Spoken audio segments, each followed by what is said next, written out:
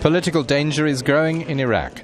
Nouri al-Maliki, who only just won the elections in April, hasn't been able to put together a government. While the Shiite Prime Minister appears powerless to act amid violent divisions, Iraq's Sunni minority complains it's being marginalised. Just after the elections, Maliki said, "I consider the turnout in the parliamentary elections to be a slap in the face for the terrorists who wanted to impede the process through violent acts which were repulsed by security troops, politicians and tribesmen."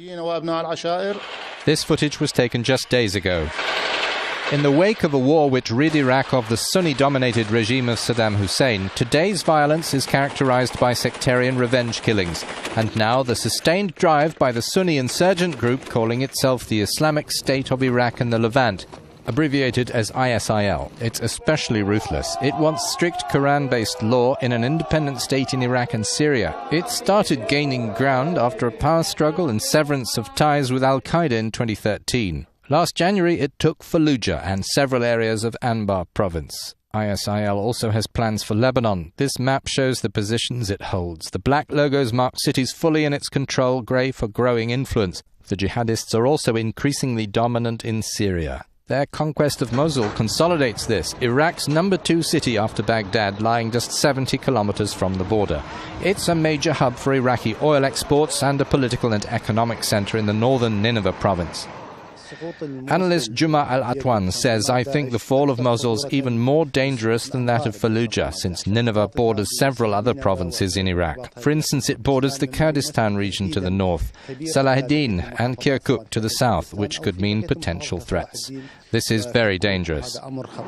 The US completed its withdrawal of military personnel in December 2011, during the 9th year of the war in Iraq.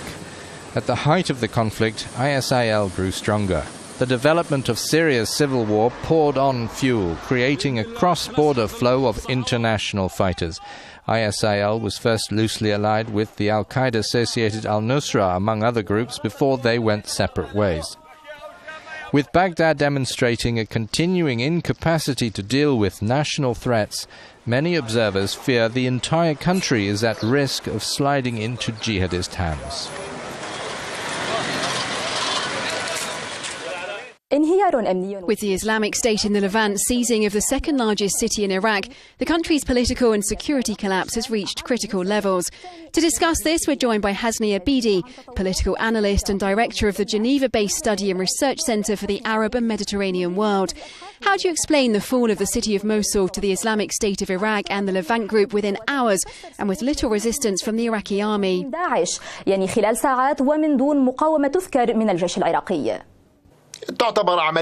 This is a very big operation. It's unprecedented in the history of jihadist groups. That's especially true for ISIL, which has existed only since 2006. The group has successfully taken over Mosul, Iraq's second largest city. Iraq has nearly 1 million men in the police and the military. On the other hand, ISIL has been preparing for this for a long time. That's why there are so many questions surrounding security measures and their political administration. The group has the advantage in the current political crisis, with such a security vacuum. We're all used to these things in Iraq. In addition, they benefit because the government still has not been reformed. Another reason ISIL has been able to take Mosul is the crisis in Syria. ISIL has a power base there. It moves easily across the border. These are the main reasons Mosul fell. Is this takeover the beginning of the formation of a new state, considering that the group already controls areas on both sides of the border of Iraq and Syria? What's the impact on the Syrian crisis? I think that first, a state of emergency rule must be declared. Secondly, Maliki and the political entities must set aside their own interests. And thirdly, all the various sectarian groups in Iraq must come together to work on solutions. That must include the people living in the area around Mosul. If this is not done, then ISIL will advance even more. They've been in Fallujah for 2 years and have even managed to reach geographic areas that are extremely difficult to get to, notably Kurdish areas in Iraqi territory, but which are also in the the Turkish sphere. Maliki has demanded more power, but what are his options for solving the crisis? Can he survive? What's happened in Mosul actually helps Maliki. With this, he can get a full go-ahead from the Iraqi parliament. He benefits from this. I don't think that the fall of Mosul happened completely innocently. It serves the political interests for a Maliki government and his political backers. And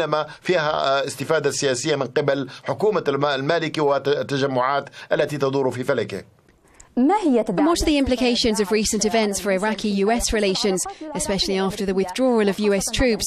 Could this lead all sides to reconsider the withdrawal agreement? Officially, there has been an agreement between the US and Iraq on arrangements for a withdrawal since Bush was in office, and which the Obama administration built on. This is the first big thing to happen since those troops pulled out. The Iraqi army found out how weak it is when facing armed opposition. Before the final withdrawal, that area had 50,000 American soldiers. They were highly effective in gathering security intelligence. This helped the Iraqi forces a lot. Questions are being raised both in Iraq and the US about whether the Iraqi forces are really operational on their own. They're not ready, Maliki has said, to shoulder the full responsibility for securing the country and protecting it from internal or external threats.